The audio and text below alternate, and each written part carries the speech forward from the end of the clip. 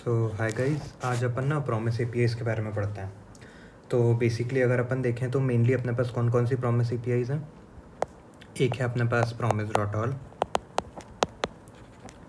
Promise dot all settled, promise dot race, और एक और होती है अपनी प्रॉमिस डॉट एनी। तो बेसिकली ये क्या करती हैं, लेट्स से अपने पास मल्टीपल प्रोमिसेस हैं। तो एक अपने पास प्रॉमिस एरे है, उसके अंदर अपने पास मल्टीपल प्रोमिसेस हैं और वो कुछ ना कुछ रिटर्न करके देंगे। तो अपन क्या चाहते हैं कि सारे प्रोमिसेस जाएं, एक साथ ही सबका एग्जीक्यूशन स्टार्ट हो, और बेस्ड ऑन दीज कि अपन ने क्या यूज़ किया है अपन ये बताएंगे कि जो उसका रिजल्ट है वो किस फॉर्म में आने वाला है। तो अगर अपन प्रॉमिस डॉट ऑल की बात करें तो इसके अंदर क्या होता है कि आपने मान लो 3 प्रोमिसेस सेंड किए, P1, P2, P3।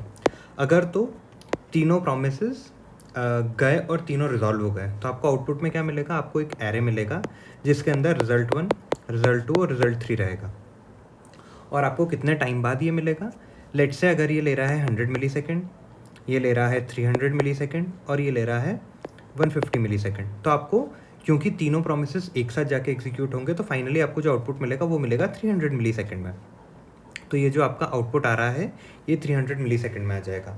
और जो भी आपको ये प्रॉमिस डॉट ऑल रिटर्न कर रहा होगा ना, बेसिकली ये भी एक प्रॉमिस है। तो अगर आपको रिजल्ट चाहिए तो आप क्या करोगे, जो भी इसका रिजल्ट आया है डॉट देन, और जो भी आपका डेटा आया है वो हो जाएगा, नहीं तो फिर डॉट कैच में आपका एरर आ जाएगा। ठीक है, ये तो बात हो गई प्रॉमिस डॉट ऑल की। और एक और इसमें इशू होता है, लेट से अगर कोई सा एक प्रॉमिस है जो कि फेल कर गया, मान लो P3 फेल कर गया, तो क्या होगा, प्रॉमिस डॉट ऑल ये बोलता है अगर कोई भी फेल किया ना तो अपन को रिटर्न में रिजल्ट नहीं मिलेगा, अपन को रिटर्न में मिलेगा एरर। जो भी इसका P3 का एरर आएगा वो एरर मिल जाएगा और वो कैच में आके कैच हो जाएगा और अपन शो देख सकते हैं वो क्या एरर है। प्रॉमिस डॉट ऑल सेटल्ड ये बोलता है कि मेरे को ना, और लेट से अगर ये फेल हुआ 150 मिली सेकेंड पे ना, तो जो आपका ये एरर है 150 मिली सेकेंड पे आ जाएगा। और but promise dot all settled क्या बोलता है, प्रॉमिस डॉट ऑल सेटल्ड बोलता है कि आई डोंट केयर अगर कोई बीच में फेल हो रहा है, मैं ना आपको हमेशा एक आउटपुट एरे दूंगा, फिर भले ही वो आपके रिजल्ट 1, रिजल्ट 2, रिजल्ट 3 का एरे हो, या फिर रिजल्ट 1, एरर 2 या रिजल्ट 3 का एरे हो, उससे कोई फ़र्क नहीं पड़ता, वो आपको हमेशा एक एरे ला के देगा। इवन ये भी केस होगा, मान लो अगर सारे ही एरर हैं, एरर 1, एरर 2, एरर 3, तो भी वो आपका एरर ला के देगा। Promise dot all settled. ठीक है, अब बात आती है प्रॉमिस डॉट रेस की। प्रॉमिस डॉट रेस क्या बोलता है, वो बोलता है मैं फर्स्ट, जो पहले आ गया चाहे रिजल्ट आए चाहे एरर आए, जो भी पहले आएगा वो आपको आउटपुट में मिल जाएगा। ठीक है, ये बात हो गई प्रॉमिस डॉट रेस की।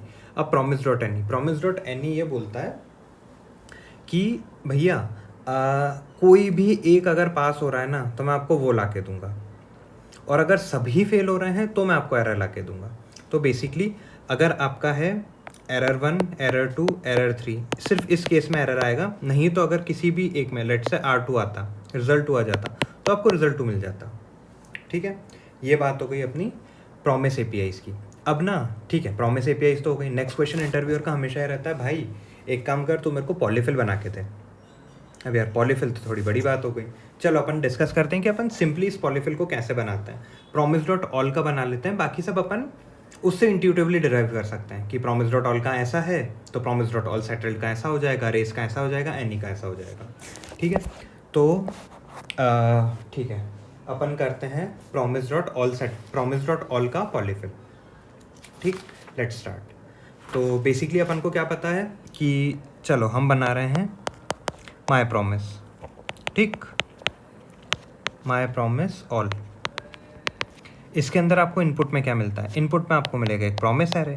ठीक है, एक एरे आ गया, अपन को इस एरे के ऊपर कुछ करना है।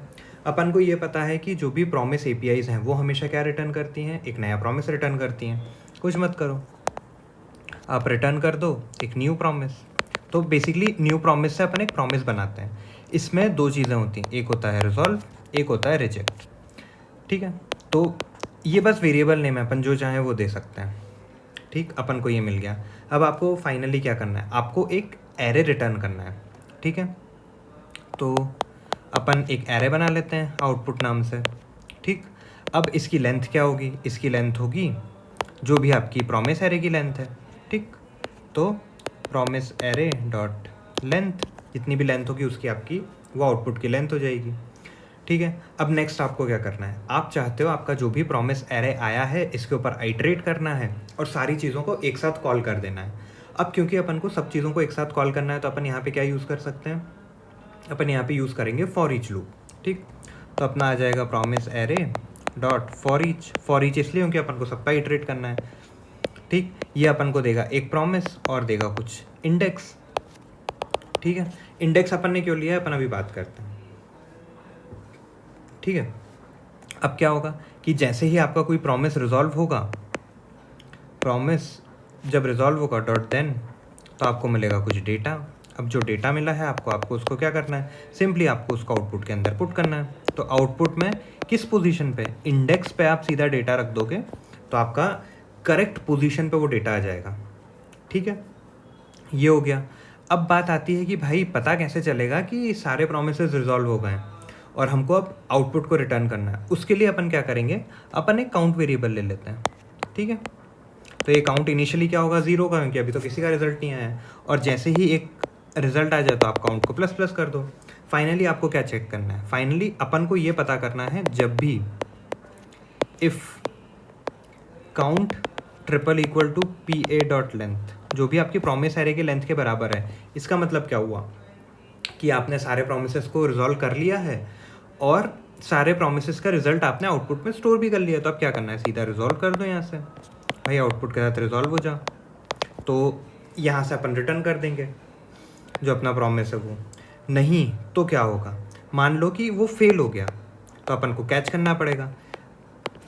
अब इस पॉइंट पे क्या होगा कि कोई सी भी चीज़ फेल हो सकती है, कोई सा भी फेल हो सकता है। और अपन को क्या पता है, प्रॉमिस डॉट ऑल क्या बोलता है कि अगर एक भी फेल हुआ तुरंत भाई रिजेक्ट कर दो, कोई दिक्कत नहीं है। तो अपन सीधे यहाँ से एरर के साथ रिजेक्ट कर देंगे और बाहर आ जाएंगे, ठीक है। तो ये हो गया अपना प्रॉमिस डॉट ऑल का एक सिंपल सा पॉलीफिल। इसके अंदर कुछ चीज़ें ही याद रखने की है। एक चीज़ तो ये है कि आपको काउंट मेंटेन करना पड़ेगा। किस चीज़ के लिए, ये पता करने के लिए क्या आपने सारे प्रोमिसेस को ट्रैवर्स कर लिया है, क्या सबने आउटपुट लाके दे दिया है। अगर दे दिया है तो हंसी खुशी रिजॉल्व कर दो। अगर ऐसा नहीं है तो क्या करना है, तो रिजेक्ट करना है। यहाँ पे अपन रिजेक्ट कर दिया कैच के अंदर। प्लस आपको ना उसको सही इंडेक्स पे रखना है, जो आपका डेटा है वो सही ऑर्डर में आना चाहिए। नहीं तो लेट्स से अगर अपना ऐसा एग्जांपल होता कि अपना प्रॉमिस 1 था, प्रॉमिस 2 था, प्रॉमिस 3 था, ये ले रहा था 100 मिली सेकेंड, ये ले रहा था 300 मिली सेकेंड, ये ले रहा था 150 मिली सेकेंड। अगर अपन ने ये इंडेक्स वाला काम नहीं किया होता कि आपको किस इंडेक्स पे रखना है इसका डेटा, तो आपका मतलब क्या दिक्कत होती है यहाँ पे। अगर अपन देखें तो ये हो जाता कि रिजल्ट 1 आता अपन उसको स्टोर कर देते, फिर रिजल्ट 3 आता उसको स्टोर कर देते, फिर रिजल्ट 2 को स्टोर कर देते, तो ऑर्डर गड़बड़ा जाता ना यहाँ पे। तो उस चीज़ को ही सॉल्व करने के लिए अपन ने यहाँ पे इंडेक्स लिया है, ठीक है। Simple enough. बाकी सारे अपन इंट्यूटिवली इससे डिराइव कर सकते हैं प्रॉमिस डॉट ऑल से। पता होना चाहिए वो कैसे चल रहा है, ठीक है। चीज़ें सब सेम रहेंगी, बस किस तरीके से उस चीज़ को हैंडल करना है ये देखना रहेगा। ओके।